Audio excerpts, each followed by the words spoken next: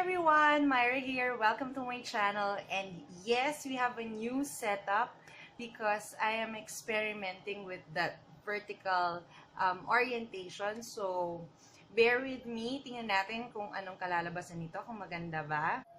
As promised, gagawa na naman tayo ng look and we're going to play around with the new palette that I got, which is this one, WetnWild Rosè in the Air. If you haven't watched my review and first impressions together with the swatches, I will put the link up here and down in the description box.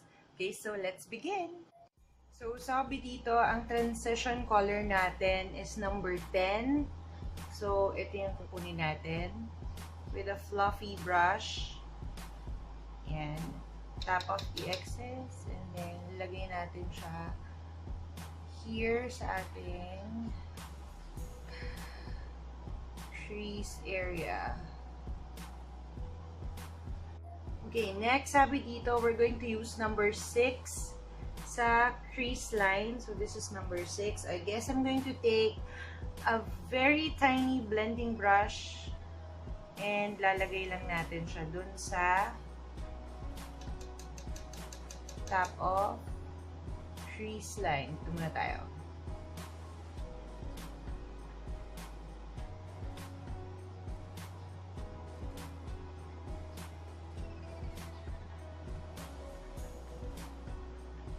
There. So the next shade that we're going to use is number 4, which is this one. And ilalagay natin siya sa mobile lid. Tap off the excess and then ito natin siya ilalagay.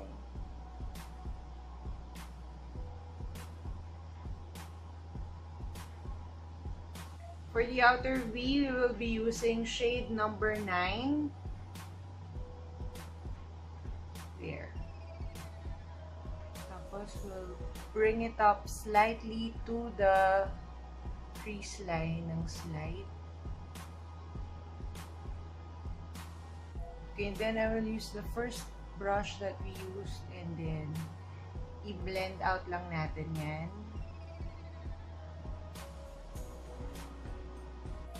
Okay, and then for the highlights, this shade number 3 for our inner tear duct.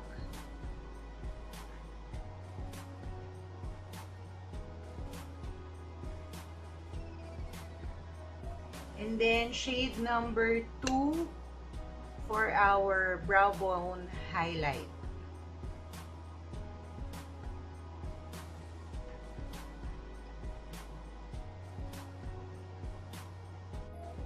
Okay, linisin lang natin to.